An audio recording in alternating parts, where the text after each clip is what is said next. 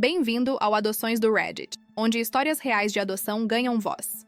Aqui você vai ouvir relatos verdadeiros de pessoas que vivenciaram a adoção de diferentes perspectivas: pais adotivos, filhos que foram adotados, famílias biológicas que tomaram decisões difíceis e todos os desafios emocionais, legais e sociais desse processo.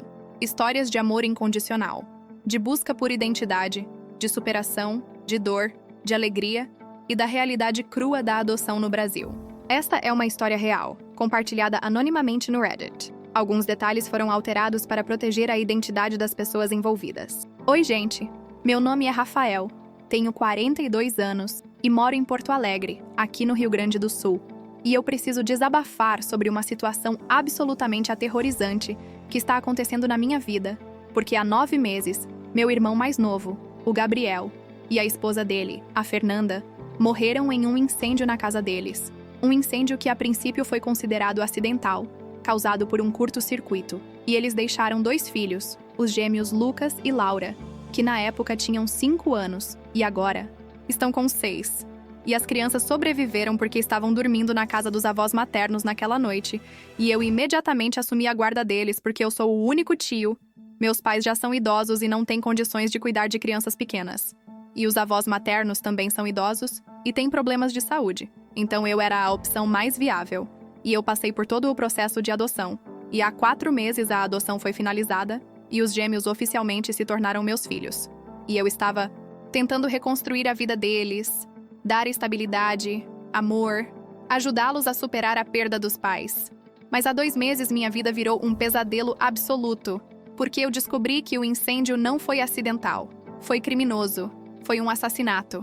E o motivo foi porque o Gabriel tinha descoberto um esquema massivo de fraude de seguros na empresa onde ele trabalhava, uma empresa grande de seguros aqui de Porto Alegre. E ele estava juntando provas para denunciar, e os responsáveis descobriram, e eles mataram ele e a Fernanda para silenciá-lo. E agora eu descobri que os gêmeos podem ter informações, podem ter ouvido conversas, podem ter visto documentos. E os criminosos sabem disso. E eles estão me vigiando, me seguindo. E eu recebi ameaças dizendo que se eu continuar investigando, se eu for à polícia, eles vão fazer com os gêmeos o mesmo que fizeram com os pais. E eu estou apavorado, completamente apavorado, porque eu estou lidando com criminosos poderosos, com conexões, com recursos, e eu não sei como proteger as crianças, não sei se devo ir à polícia e arriscar retaliação, ou se devo ficar quieto e deixar os assassinos do meu irmão impunes. E eu estou dilacerado, desesperado e com medo de que a qualquer momento eles venham atrás de mim e dos gêmeos. Deixa eu começar do início porque essa história é extremamente complexa e tem muitas camadas que vocês precisam entender para compreender a gravidade da situação. O Gabriel era meu irmão mais novo, a gente tinha 4 anos de diferença. E a gente sempre foi muito próximo, crescemos juntos, brincamos juntos. E mesmo depois de adultos a gente manteve uma relação muito forte. A gente se falava quase todo dia, se via toda semana. E eu amava ele como só um irmão pode amar. O Gabriel era contador. Ele tinha se formado em ciências contábeis, tinha feito pós-graduação, e ele era muito competente, muito detalhista, e ele tinha conseguido um emprego muito bom há 5 anos em uma empresa grande de seguros aqui de Porto Alegre, a seguradora Porto Seguro S.A., uma empresa tradicional, com décadas de mercado, e ele estava muito feliz com o emprego, ganhava bem, tinha benefícios, e ele estava construindo uma carreira sólida. O Gabriel era casado com a Fernanda. Eles tinham se conhecido na faculdade, namoraram por anos, casaram e tiveram os gêmeos, o Lucas e a Laura. E eles eram uma família linda, feliz. E eu adorava passar tempo com eles. Eu era o tio coruja, levava presentes, brincava com as crianças, e eu via o Gabriel realizado, feliz, e eu me sentia feliz por ele. Há cerca de 1 ano, mais ou menos 10 meses antes do incêndio, eu percebi que o Gabriel estava diferente. Ele estava mais quieto, mais preocupado. E quando a gente se via, ele parecia distraído, pensativo. E eu perguntava se estava tudo bem. E ele dizia que sim, que era só trabalho, que estava com muito trabalho. Mas eu sentia que tinha algo mais. Algo que ele não estava me contando. Algumas semanas depois, o Gabriel me ligou, era tarde da noite, e ele disse que precisava conversar comigo, que era importante. E eu disse que ele podia falar. E ele disse que não podia ser por telefone, que precisava ser pessoalmente, e que era sério, e eu fiquei preocupado, e a gente marcou de se encontrar no dia seguinte em um café. Quando a gente se encontrou, o Gabriel estava visivelmente nervoso, Ele olhava para os lados o tempo todo, como se estivesse com medo de ser seguido. E eu perguntei o que estava acontecendo. E ele disse: Rafa, eu descobri algo muito grave no trabalho. Algo que pode me colocar em perigo. E eu não sei o que fazer. E eu fiquei alarmado. E eu disse para ele me contar tudo.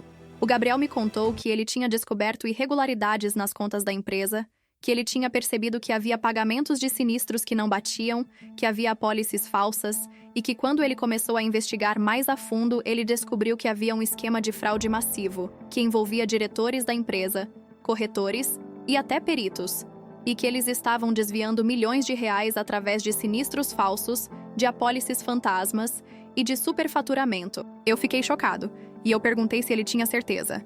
E ele disse que sim, que ele tinha provas, que ele tinha documentos, planilhas, e-mails, e que ele estava juntando tudo para fazer uma denúncia formal. Mas que ele estava com medo, porque as pessoas envolvidas eram poderosas. Eram pessoas com conexões. E que se eles descobrissem que ele sabia, eles podiam fazer algo contra ele. Eu disse para ele ir à polícia imediatamente, fazer a denúncia, entregar as provas e pedir proteção. Mas ele disse que não era tão simples, que ele precisava ter provas irrefutáveis, que ele precisava ter tudo muito bem documentado, porque se ele denunciasse sem provas suficientes, eles iam negar, iam destruir as evidências, e iam sair impunes. E pior, iam saber que foi ele quem denunciou, e iam retaliá-lo. Eu disse que ele estava se colocando em risco, que ele devia sair da empresa, pedir demissão e se afastar, mas ele disse que não podia, que se ele saísse de repente eles iam desconfiar, iam saber que ele descobriu algo, e que ele precisava continuar agindo normalmente enquanto juntava as provas. E que quando ele tivesse tudo, ele ia fazer a denúncia e ia sair do país com a família por um tempo, até que tudo se resolvesse. Eu fiquei muito preocupado, mas eu respeitei a decisão dele, e eu disse que eu estava ali para o que ele precisasse, e que ele devia ter muito cuidado, e ele prometeu que ia ter, e a gente se despediu, e eu fiquei com aquilo na cabeça, com medo de que algo ruim acontecesse. Nas semanas seguintes, o Gabriel continuou me mandando mensagens, dizendo que estava juntando mais provas, que estava quase pronto, e que em breve ele ia fazer a denúncia. E eu torcia para que tudo desse certo, para que ele conseguisse expor aqueles criminosos e sair ileso. Mas há 9 meses, em uma noite de terça-feira, eu recebi uma ligação da Fernanda, a esposa do Gabriel. Ela estava desesperada, chorando, dizendo que a casa deles estava pegando fogo, que ela e o Gabriel estavam presos no quarto, que a fumaça estava muito forte e que eles não conseguiam sair. E eu ouvi ela gritando, e depois a ligação caiu, e eu fiquei desesperado. Eu liguei para os bombeiros, dei o endereço, e eu saí correndo para a casa deles. Quando eu cheguei, os bombeiros já estavam lá. A casa estava em chamas, completamente tomada pelo fogo, e eles estavam tentando controlar, e eu perguntei se tinha alguém dentro, e eles disseram que sim, que tinha 2 pessoas, e que eles estavam tentando resgatar, mas que era muito difícil. O fogo estava muito forte, e eu fiquei ali, impotente, vendo a casa do meu irmão queimar e rezando para que eles conseguissem sair. Mas eles não conseguiram, gente. Eles não conseguiram. O Gabriel e a Fernanda morreram no incêndio. Eles foram encontrados no quarto, abraçados, e a causa da morte foi asfixia por inalação de fumaça. E meu mundo desabou. Completamente desabou. Porque eu tinha acabado de perder meu irmão, meu melhor amigo, e a cunhada que eu amava. E eu não conseguia acreditar, não conseguia processar. Os gêmeos, o Lucas e a Laura, tinham ficado na casa dos avós maternos naquela noite, porque a Fernanda tinha pedido para eles ficarem lá. Ela disse que ela e o Gabriel precisavam resolver algumas coisas. E graças a Deus as crianças não estavam em casa. Senão elas teriam morrido também. E eu não sei se eu conseguiria suportar isso. A polícia investigou o incêndio, e a conclusão inicial foi que tinha sido um acidente, causado por um curto-circuito na instalação elétrica da casa, e que o fogo tinha se espalhado rapidamente porque a casa era de madeira, e que o Gabriel e a Fernanda não tinham conseguido sair a tempo porque a fumaça tinha tomado conta muito rápido, e eles tinham desmaiado antes de conseguir chegar à saída. Eu aceitei essa explicação na época, porque eu estava em choque, eu estava de luto, e eu não conseguia pensar direito. E eu assumi a guarda dos gêmeos porque alguém precisava cuidar deles. E eu era o tio. E eu amava aquelas crianças. E eu sabia que o Gabriel ia querer que eu cuidasse delas. Os primeiros meses foram muito difíceis. As crianças estavam traumatizadas. Elas choravam pedindo os pais. Elas não entendiam por que a mãe e o pai não voltavam. E eu tentava explicar, tentava confortar. Mas era muito difícil. E eu também estava sofrendo. Eu também estava de luto. E eu me sentia perdido, sem saber como lidar com tudo aquilo. Eu coloquei os gêmeos em terapia, eles começaram a fazer acompanhamento com uma psicóloga infantil, e aos poucos eles foram se adaptando, foram aceitando a nova realidade. E eles começaram a me chamar de pai, e aquilo me emocionou muito. E ao mesmo tempo me assustou, porque eu nunca tinha sido pai, eu não tinha filhos, e de repente eu tinha 2. E eu tinha uma responsabilidade enorme. O processo de adoção foi relativamente tranquilo, porque não tinha ninguém disputando a guarda. Os avós eram idosos e não tinham condições. E eu era o tio, e eu tinha uma relação próxima com as crianças. E há 4 meses, a adoção foi finalizada. E o Lucas e a Laura se tornaram Lucas e Laura Mendes Costa, com o meu sobrenome. E eles oficialmente se tornaram meus filhos. Mas há 2 meses tudo mudou. Tudo desmoronou, porque eu descobri a verdade sobre o incêndio. Eu estava organizando as coisas do Gabriel, os pertences dele que eu tinha guardado, e eu encontrei um pendrive escondido dentro de um livro. E eu coloquei o pendrive no computador, e dentro tinha arquivos. Muitos arquivos, planilhas, documentos escaneados, e-mails, e eu comecei a ler. E eu percebi que eram as provas que o Gabriel estava juntando. As provas do esquema de fraude na seguradora. Eu fiquei horas lendo, analisando, e eu vi a dimensão do esquema. Gente, era enorme. Eram milhões de reais sendo desviados. Havia dezenas de pessoas envolvidas. Diretores, gerentes, corretores, peritos e até pessoas de fora da empresa. E o Gabriel tinha documentado tudo. Ele tinha provas de pagamentos de transferências de sinistros falsos. E ele tinha até gravações de conversas. E eu percebi que ele estava pronto para denunciar, que ele tinha tudo o que precisava. E então eu encontrei um documento, uma carta que o Gabriel tinha escrito, datada de 2 dias antes do incêndio. E na carta ele dizia que ele tinha sido descoberto, que alguém na empresa tinha percebido que ele estava investigando, e que ele tinha recebido ameaças, e que ele estava com medo, e que se algo acontecesse com ele, se ele morresse, era para eu pegar aquele pendrive e levar para a polícia, e fazer a denúncia em nome dele. Eu fiquei gelado, completamente gelado, porque eu percebi que o incêndio não tinha sido acidental, tinha sido intencional, tinha sido um assassinato. Eles tinham matado o Gabriel e a Fernanda para silenciá-los, para impedir que ele fizesse a denúncia. E eu senti uma raiva tão grande, e ao mesmo tempo um medo enorme, porque se eles tinham matado o Gabriel, eles podiam matar qualquer um, inclusive eu e os gêmeos. Eu não sabia o que fazer, eu fiquei paralisado por alguns dias, com medo de ir à polícia, com medo de que se eu fizesse a denúncia, eles descobrissem e viessem atrás de mim. Mas ao mesmo tempo eu sabia que eu não podia deixar os assassinos do meu irmão impunes, eu não podia deixar que eles continuassem livres, roubando, matando. Eu decidi procurar um advogado de confiança. E eu contei tudo, mostrei o pendrive. E ele ficou chocado. Ele disse que era um caso gravíssimo, que envolvia homicídio, fraude, organização criminosa, e que eu precisava ir à polícia imediatamente, mas que eu precisava ter cuidado, porque se as pessoas envolvidas tinham conexões, elas podiam ter pessoas dentro da polícia, e que eu precisava procurar alguém de confiança, de preferência a Polícia Federal, porque era um caso de grande porte. O advogado me ajudou a entrar em contato com um delegado da Polícia Federal, e eu marquei uma reunião, e eu levei o pendrive, e eu contei tudo. E o delegado levou muito a sério. Ele disse que ia abrir uma investigação, que ia analisar as provas, e que se tudo se confirmasse, eles iam prender os envolvidos. Mas que eu precisava ter paciência porque investigações assim levam tempo, e que eu precisava ter cuidado, não comentar com ninguém, e ficar atento a qualquer movimento suspeito. Eu saí daquela reunião aliviado, sentindo que finalmente estava fazendo a coisa certa, que estava fazendo justiça pelo Gabriel, mas ao mesmo tempo eu estava com medo, muito medo, porque eu sabia que se os criminosos descobrissem que eu tinha ido à polícia, que eu tinha entregue as provas, eles iam vir atrás de mim. E foi exatamente o que aconteceu.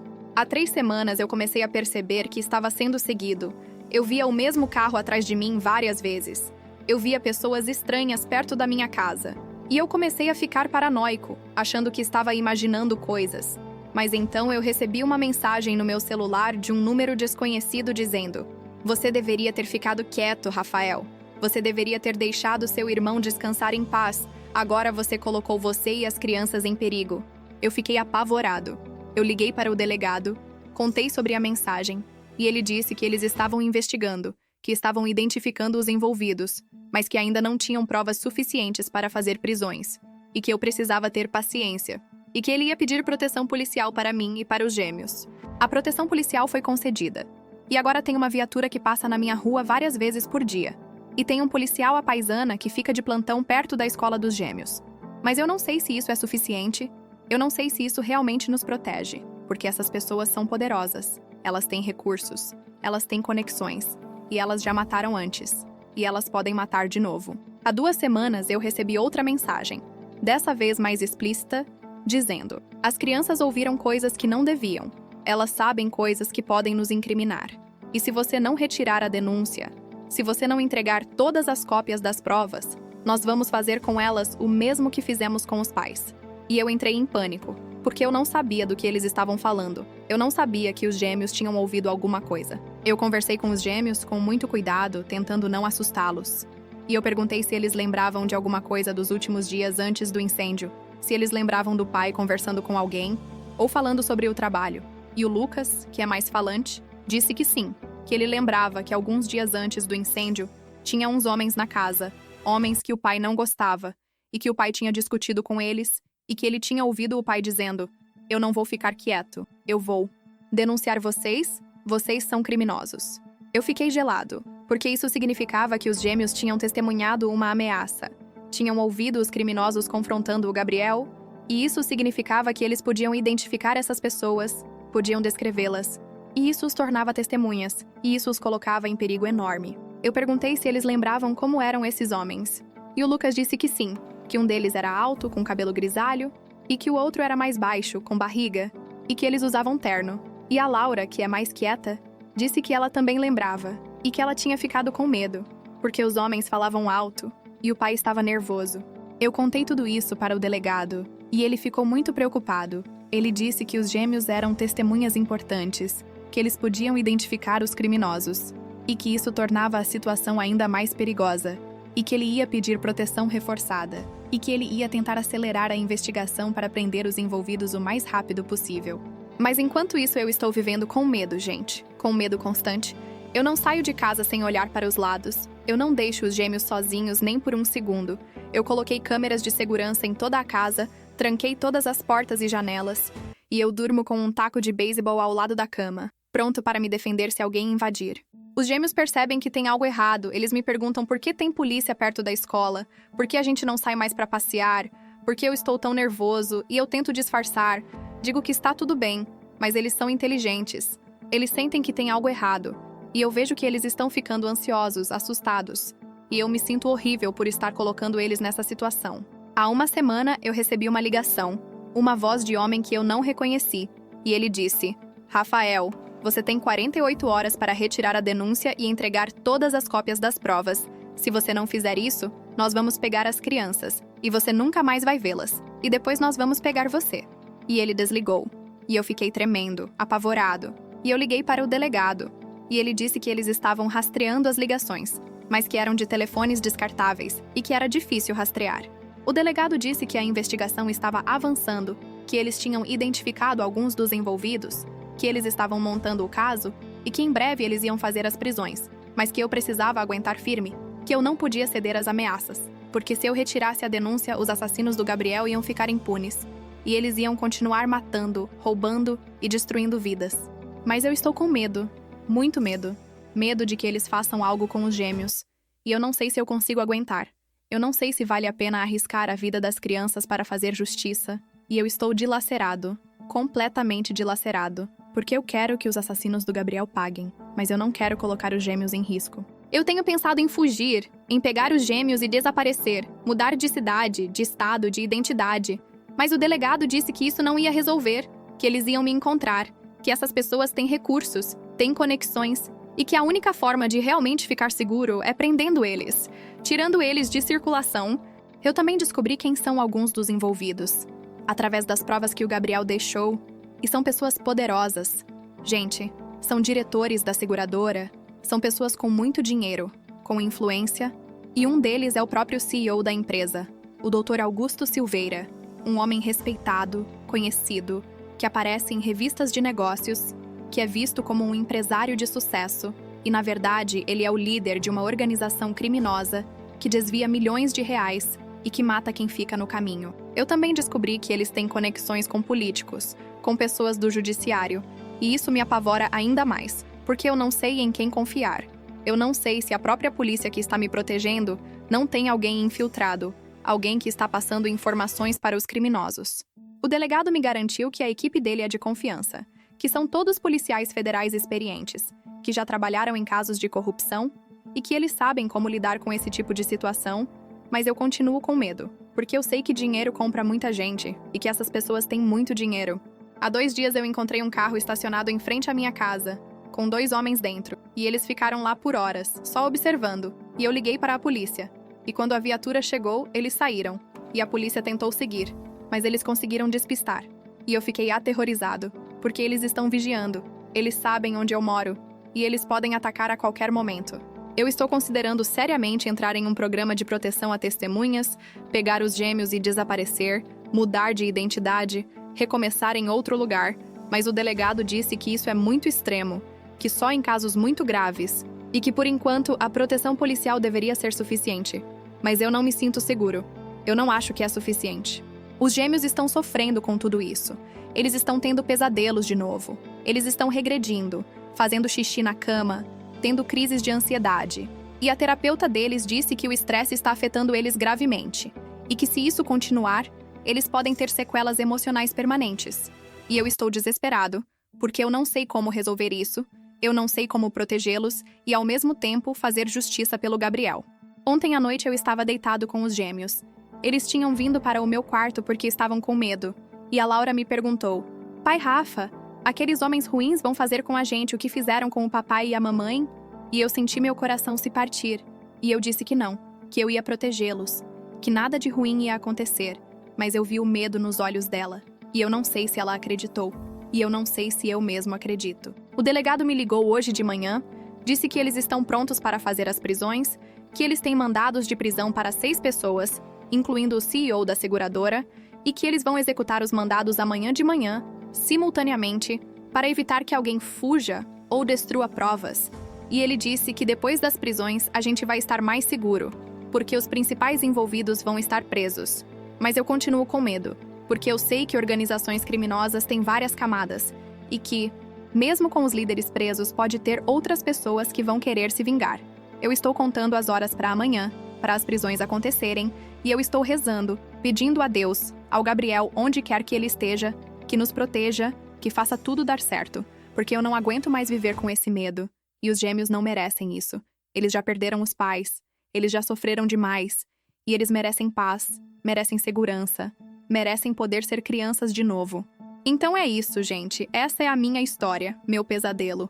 E eu estou compartilhando aqui porque eu preciso de apoio, preciso de forças, preciso saber que eu não estou sozinho e que no final tudo vai dar certo, que os assassinos do Gabriel vão ser presos, que vão pagar pelo que fizeram, e que eu e os gêmeos vamos poder finalmente viver em paz, sem medo.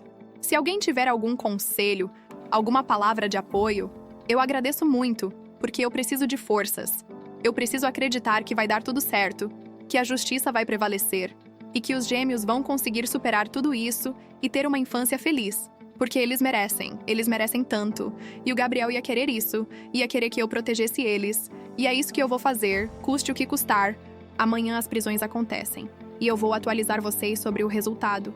E eu realmente espero, que seja o fim desse pesadelo. Que a gente possa finalmente respirar aliviado e que a memória do Gabriel seja honrada com justiça.